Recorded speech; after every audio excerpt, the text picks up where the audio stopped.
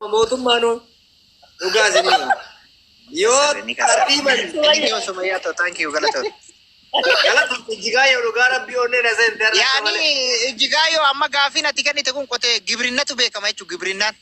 Gibrinnaan beekamaa. Qotee bulaa arfaasaa beekamu lafa nama sirriitti lafa qotu.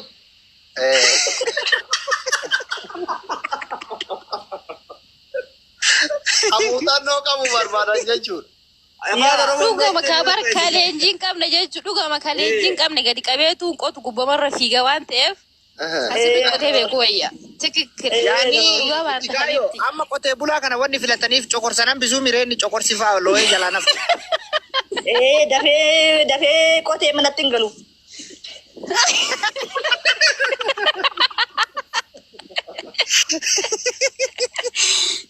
Subhanallah.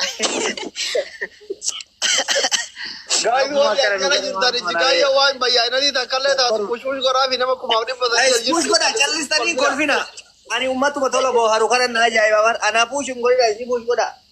Ijjigaayyoo push goraafi kunoo shiroon birrii 200 gala jetti nuuroon qara'ee obboleetti teessanii xiqqooma walii rifachuun jiiri tattii bargisaa qabdu kana. Push godha akka ijoollee ariifa. Wayyo so geemii taate push gootanii. Ijjigaayyoo kuloo akkas waan galatoon. bayyaananii takkaa jabaadha. Barumsa guddaan anuu waan kanan beeku ture antelal muuxannoo guddaan duraan ani maal jedha dhiirri fuute waan iccitii qabattuu jedhee uummata dogongorsaa ture. Dubbiin dhugaa kuloo isi anis hin dogongorsaa ture uummata godhiifamu. Waan iccitii qabannu osoo ta'e waan muuxannoo tarsiimoo beeynuuf. Akkasi kaakunoo. Baay'inaan shamarran kennaa agarsiisa beekta. Ka wajjin beekumsa irratti tadarrabu.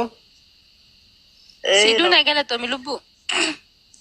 Amma yeroo baay'ee kan mana seeraatti nama gaa'ila walitti buusu tokko qonnaan beeku.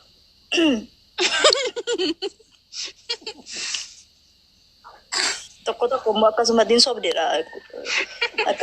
Osoo kana duuba ta'anii qoratanii garuu. Wani gaaffii bakka kanatti akkuma isin gaafattanidha. Gaaffii bakka kana Ijjigaayyoo irraa waan qabu.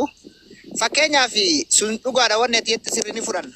Fakkeenyaaf mee warra akka qunceen isaa hagooyii ga'u kana hoo maaliif qalbii ilaalti shamarran?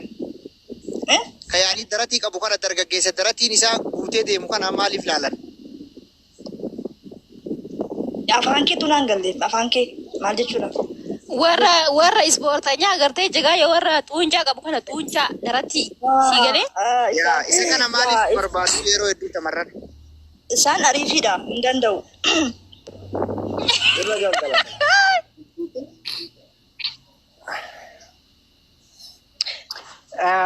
Lo Gaayyo warri ispoortii danda'u kun yeroo baay'ee warri ispoortii dalagu waan kana hin danda'u jedhanii bar waan kana sirriitti no poolisii jedhi shufeerii jedhiiti ispoortanyaa jedhi adaganyaadha. sirriitti gadi Ijjigaayyoo dhaggeeffadhu. Dhagaa barattee akkasumatti wannoo jetti jechuudha. ያ አደገኝ ሰው ነው እኮ እና በጣም አሪፍ ነው።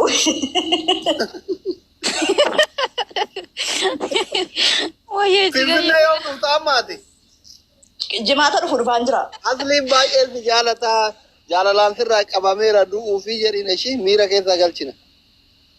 ሰላም አልጀሩ ዝላ ኪው ጀጁና ለነ ወቀሎ